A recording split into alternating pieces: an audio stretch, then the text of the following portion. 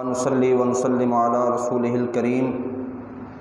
اما بعد فاعوذ بالله من الشيطان الرجيم بسم الله الرحمن الرحيم سبحان الذي اسرى بعبده ليلا من المسجد الحرام الى المسجد الاقصى الذي باركنا حوله لنريه من آياتنا انه هو السميع البصير صدق الله العظيم وصدق رسوله النبي الكريم الامين ان الله وملائكته يصلون على النبي يا ايها الذين آمنوا صلوا علیہ وسلموا تسلیما۔ درود شریف بابا سے بلند پڑھ لیجئے۔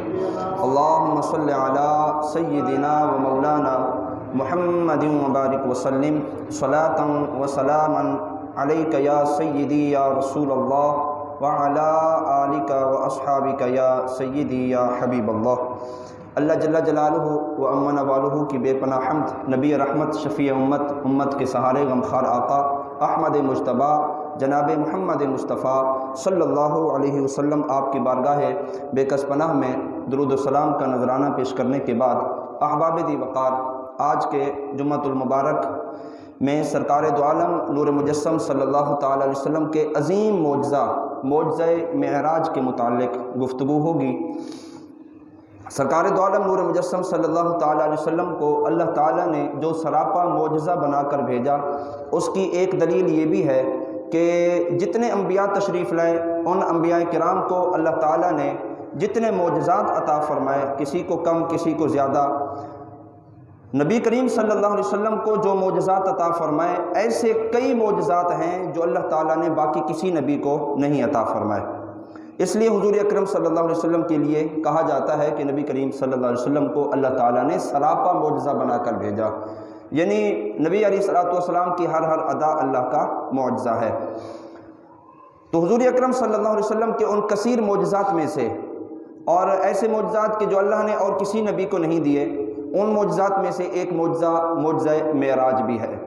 یہ حضور اکرم صلی اللہ علیہ وسلم کا ایسا معجزہ ہے کہ نبی علیہ السلام کو اللہ تعالیٰ نے یہ شرف عطا فرمایا کہ جاگتے ہوئے حالت بیداری میں اللہ تعالیٰ نے اپنے محبوب کو اپنے دیدار سے مشرف فرمایا۔ آیت مبارکہ کا معنی، مفہوم اور اس کی تفسیر یہ تو آج بیان نہیں کریں گے۔ آج کا عنوان ہمارا صرف یہ ہوگا کہ نبی کریم صلی اللہ علیہ وسلم کو جو اللہ تعالیٰ نے سیر کرائی ہے، کہاں کہاں کی سیر کرائی، اور حضور اکرم صلی اللہ علیہ وسلم نے کیا کیا مشاہدات کیے، اور اللہ کی مخلوق کو کس حال میں سرکار دو عالم صلی اللہ علیہ وسلم نے دیکھا۔ اس میں حضور اکرم صلی اللہ علیہ وسلم کا مبارک سفر ہے، اور اس سفر میں انبیاء کرام سے ملاقات بھی ہے، اور اس سفر میں اللہ رب العزت کی ذات کا دیدار بھی ہے، اس سفر میں جنت اور دوزخ کے نظارے بھی ہیں، اس سفر میں دوزخی کن کن بدعمالیوں کے پیش نظر ان پر عذاب مسلط ہو رہا ہے، اور جنتی جو جنت کی نعمتیں جو ہے وہ استعمال کر رہے ہیں وہ کیا کیا اعمال ہیں، اور سرکار دو عالم نور مجسم صلی اللہ تعالی علیہ وسلم کا ادب کرنے والے فرشتے، اور جن فرشتوں سے اللہ کے پیارے حبیب صلی اللہ علیہ وسلم کا معراج کے سفر میں ادب نہ ہو سکا، ان کا کیا حال ہے۔ سرکار دو عالم نور مجسم صلی اللہ تعالی وسلم کے اس مبارک سفر کے کافی سارے مشاہدات اور کافی ساری ایسی باتیں جو آج ہمارے معاشرے میں جن کے بتانے کی، بیان کرنے کی ضرورت ہے، تاکہ لوگ ان عذابات سے، ان گناہوں سے، ان نافرمانیوں سے، ان غلط کاریوں سے بچ جائیں کہ جن کو ہمارے پیارے نبی صلی اللہ علیہ وسلم نے اپنے آنکھوں سے دیکھا کہ لوگ ان بدعمالیوں کی وجہ سے اللہ کے عذاب میں گرفتار ہو رہے ہیں۔ ان میں سے ایک ہے دوسروں کے پر عیب لگانا، لوگوں کے عیبوں کی ٹوہ میں لگے رہنا۔ ایسے لوگوں کے متعلق نبی کریم صلی اللہ تعالی علیہ وسلم نے ارشاد فرمایا، مررت علی نساء و رجال معلقین بثدیہن، فرمایا سفر معراج میں میں ایسے لوگوں کے پاس سے گزرا کہ میں نے دیکھا کہ وہ اپنی چھاتیوں کے ساتھ لٹک رہے تھے۔ میں نے جبریل امین سے پوچھا، جبریل بتائیے یہ لوگ اپنی چھاتیوں کے ساتھ کیوں لٹکے ہوئے ہیں؟ تو جبریل امین نے عرض کی، یا رسول اللہ، یہ وہ لوگ تھے کہ جو ایک دوسرے پر جو ہے وہ عیب لگانے والے تھے اور پیٹھ پیچھے لوگوں کی برائیاں کرنے والے تھے، اللہ تعالیٰ نے ان کو یہ عذاب دیا ہے کہ یہ اپنی چھاتیوں کے ساتھ یہ لٹکے ہوئے ہیں۔ تو کسی پر عیب لگانا، کسی پر طنز کرنا، کسی کی عیب ڈھونڈنے میں لگے رہنا اور کسی کی پیٹھ پیچھے برائی کرنا، اس کا عذاب اتنا بڑا ہے کہ اللہ تعالیٰ ایسے لوگوں کو چھاتیوں پر لٹک جانے کا حکم ارشاد فرمائے گا۔ تو اللہ تعالیٰ ہم سب کو ایسی برائی سے اپنی حفظ و امان نصیب فرمائے۔ سرکار دو عالم نور مجسم صلی اللہ تعالی علیہ وسلم ارشاد فرماتے ہیں، فرمایا معراج کی رات میں نے ایک عجیب منظر دیکھا۔ میں نے یہ دیکھا کہ کچھ لوگ جہنم میں آگ کی شاخوں کے ساتھ لٹکے ہوئے ہیں، آگ کی شاخوں کے ساتھ لٹکے ہوئے ہیں۔ میں نے پوچھا جبریل امین یہ کون لوگ ہیں؟ تو جبریل امین نے عرض کیا رسول اللہ یہ وہ لوگ ہیں جو دنیا میں اپنے ماں باپ کو گالیاں دیا کرتے تھے، دنیا میں ماں باپ کو گالیاں دیتے تھے، جہنم میں ان پر عذاب یہ مسلط ہو رہا ہے کہ جناب وہ آگ کی شاخوں کے ساتھ ان کو لٹکا دیا گیا ہے اور وہ لٹکے ہوئے ہیں۔ اتنا بڑا عذاب، والدین کی بے ادبی، والدین کی نافرمانی، والدین کی گستاخی، والدین کے سامنے جناب وہ اکڑ جانا، والدین کی بے ادبی کرنا، والدین کی نافرمانی کرنا، اتنا بڑا عذاب ہے کہ اللہ تعالیٰ نے قرآن مجید فرقان حمید میں اپنی عبادت کے ساتھ والدین کے ساتھ حسن سلوک کرنے کا حکم ارشاد فرمایا۔ یعنی والدین کی رب تعالیٰ کی بارگاہ میں اتنی قدر ہے، اتنی اہمیت ہے اور اتنا مقام اور مرتبہ ہے والدین کا اللہ رب العزت کی بارگاہ میں کہ وَقَضَىٰ رَبُّكَ أَلَّا تَعْبُدُوا إِلَّا إِيَّاهُ وَبِالْوَالِدَيْنِ إِحْسَانًا، فرمایا رب تعالیٰ نے فیصلہ فرما دیا ہے کہ اللہ کے سوا کسی اور کی عبادت نہیں کرنی، اور فرمایا والدین کے ساتھ تم نے حسن سلوک کرنا ہے۔ تو جن والدین کا مقام رب کی بارگاہ میں اتنا بلند ہے کہ اپنی عبادت کے ساتھ پھر والدین کے ساتھ حسن سلوک کرنے کا حکم ارشاد فرمایا، تو جو پھر والدین کی بے ادبی کرے گا، والدین کی نافرمانی کرے گا اور والدین کی جناب عیب جوئی کرے گا اور والدین کو تنگ کرے گا، تو اس کا عذاب بھی اتنا سخت ہے کہ اللہ تعالیٰ جہنم میں ایسے لوگوں کو آگ کی شاخوں کے ساتھ لٹکا دے گا۔ سرکار دو عالم نور مجسم صلی اللہ تعالی علیہ وسلم فرماتے ہیں معراج کی رات میرا گزر ایسے لوگوں سے ہوا کہ جن کو دیکھا کہ آگے پیچھے ان کے ہاں چیتھڑے لگے ہوئے ہیں، گوشت کے چیتھڑے، جو وہ بیکار گوشت، ان کے جسم میں آگے پیچھے وہ چیتھڑے لگے ہوئے ہیں اور وہ لوگ جہنم میں تھوہڑ کھا رہے ہیں اور بدبودار گھاس کھا رہے ہیں۔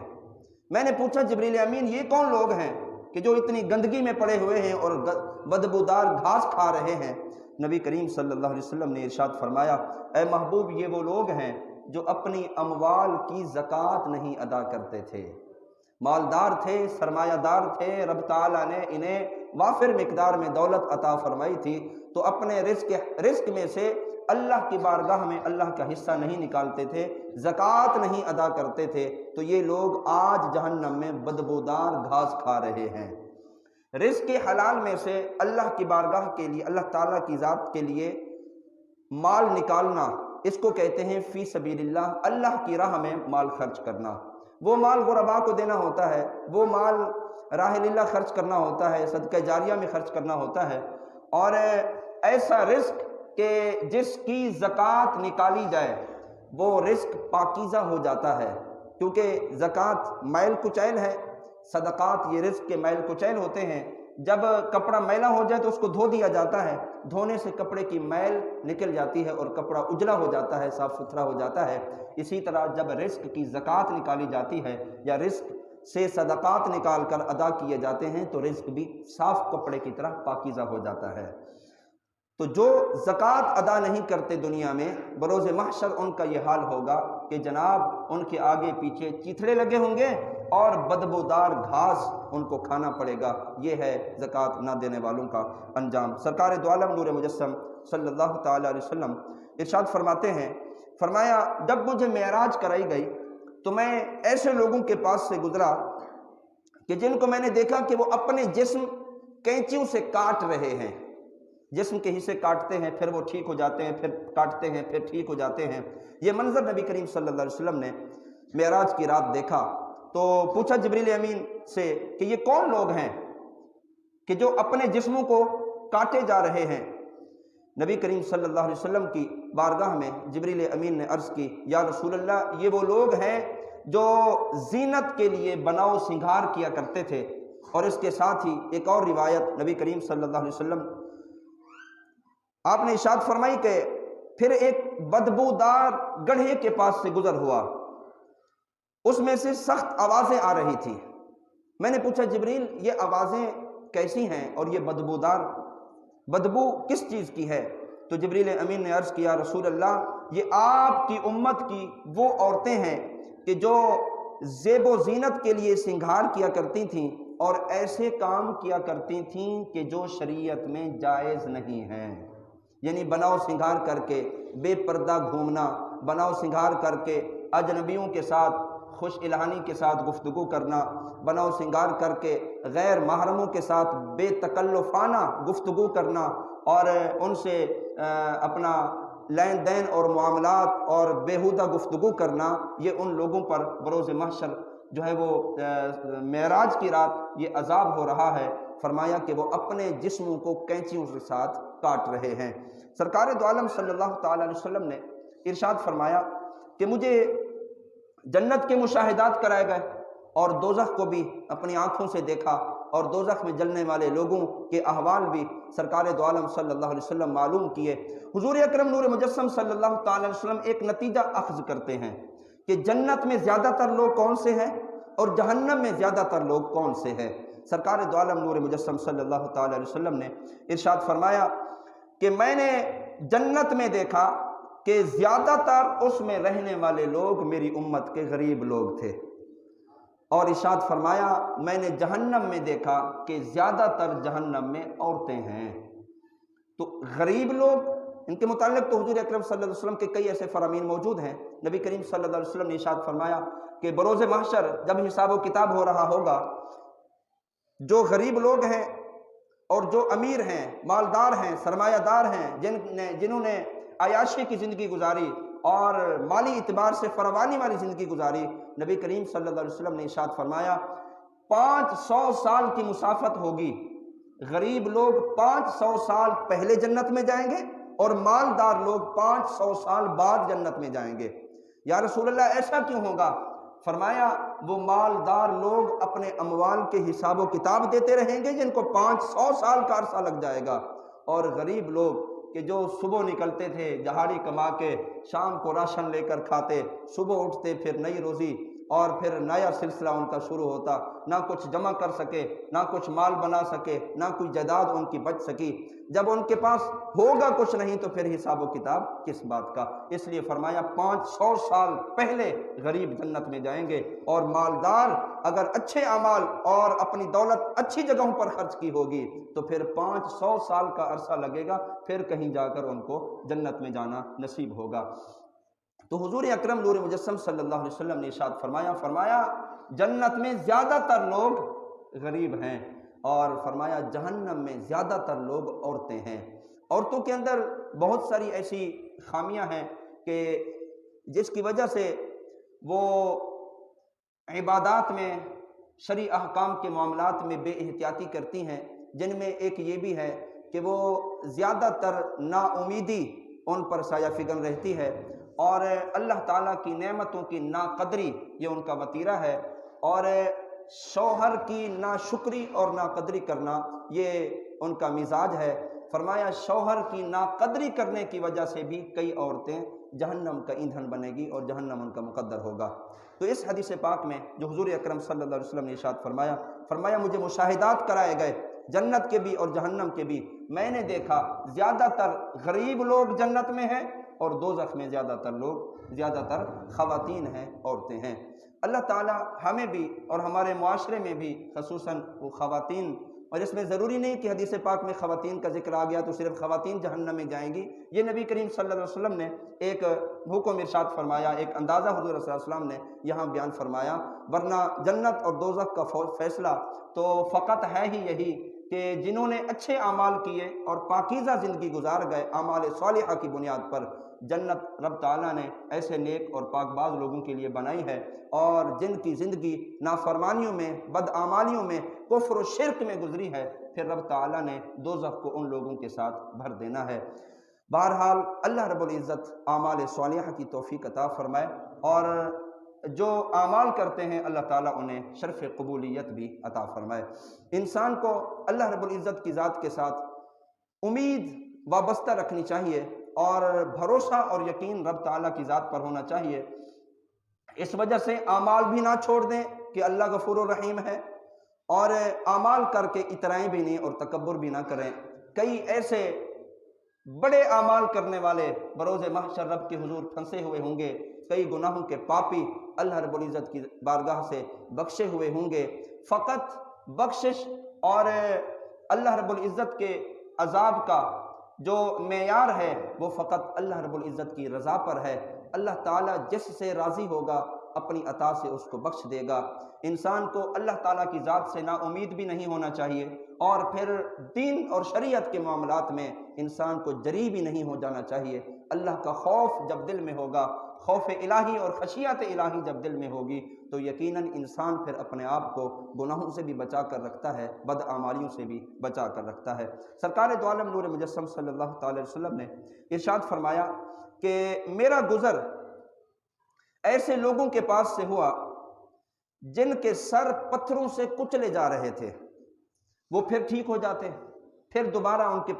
سر پتھروں سے کچل دیے جاتے، پھر وہ ٹھیک ہو جاتے۔ نبی کریم صلی اللہ علیہ وسلم نے یہ منظر اپنی آنکھوں سے دیکھا تو ارشاد فرمایا، اے جبرائیل، یہ کون لوگ ہیں کہ جن کے سروں کو کچلا جا رہا ہے اور پھر ٹھیک ہو جاتے ہیں اور پھر کچلا جاتا ہے؟ تو جبریل امین نے عرض کیا، رسول اللہ صلی اللہ علیہ وسلم، یہ وہ لوگ ہیں کہ جو نماز میں کاہلی سستی کرنے والے ہیں۔ دنیا میں نماز میں سستی کرتے تھے، ٹائم ملا تو پڑھ لی،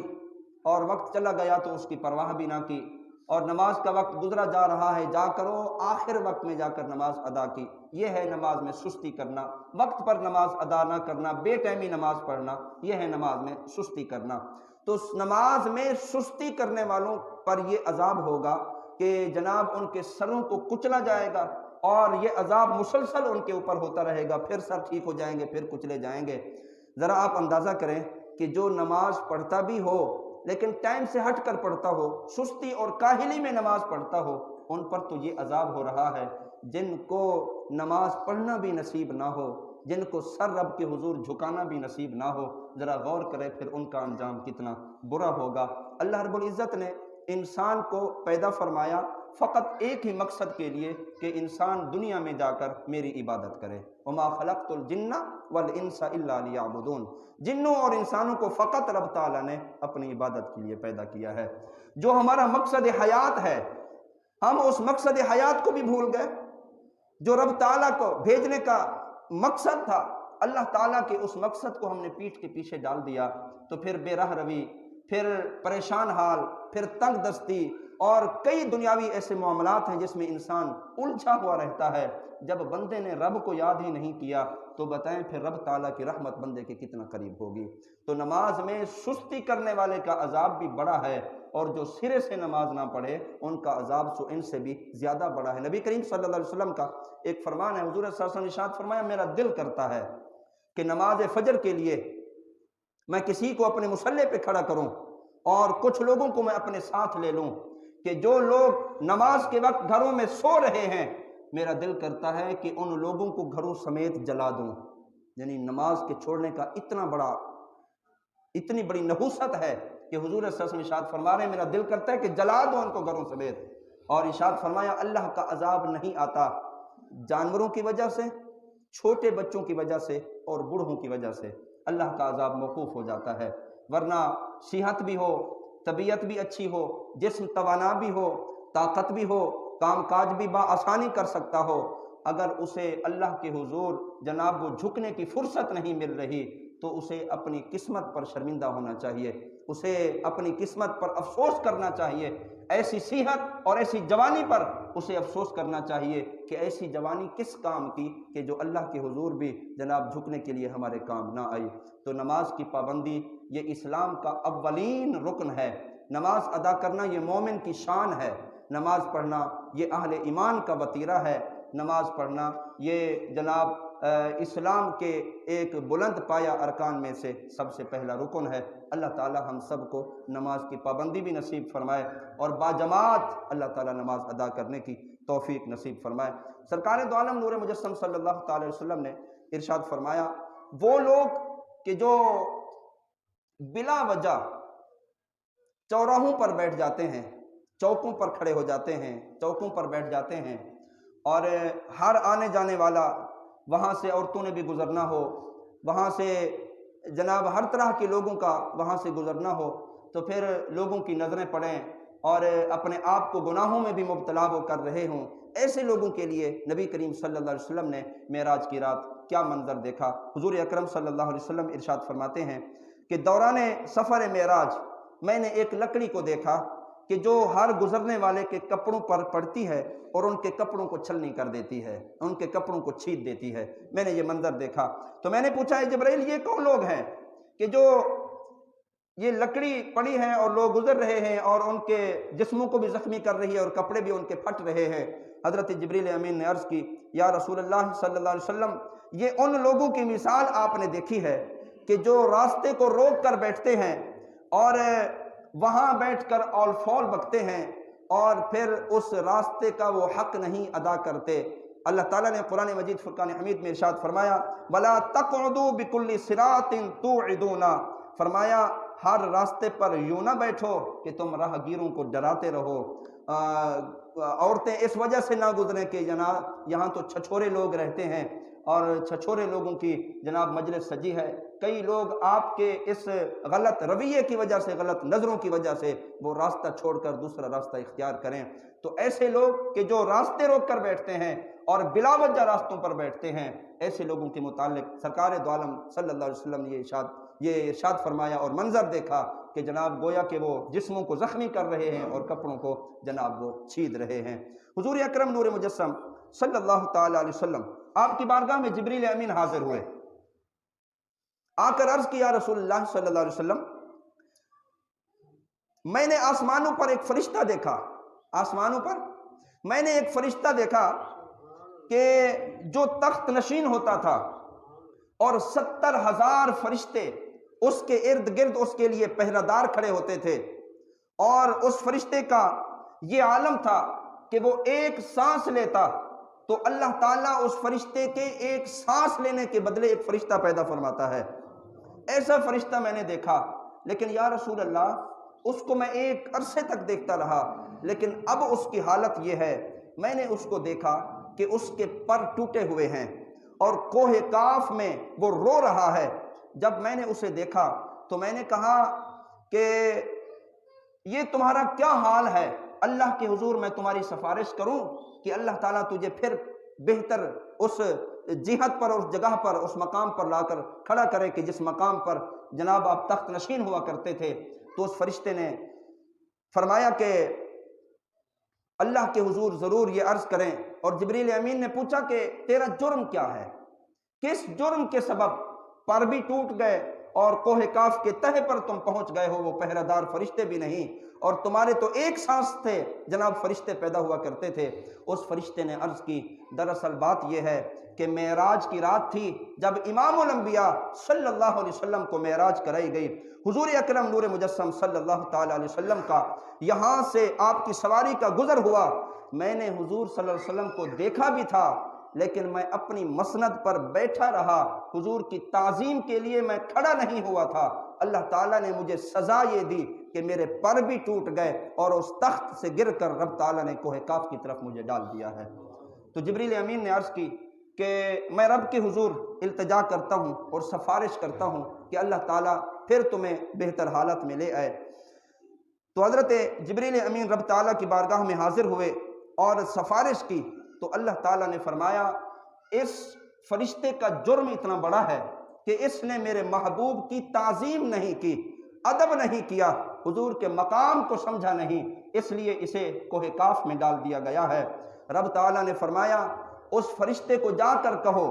اگر وہ اپنی حالت کو پھر بہتر کرنا چاہتا ہے اور پھر اپنے اسی مقام پر آنا چاہتا ہے، اسے جا کر کہہ دو کہ میرے محبوب پر وہ فرشتہ درود بھیج دے، اس کے درود بھیجنے کی بدولت اس کی حالت بہتر ہو جائے گی۔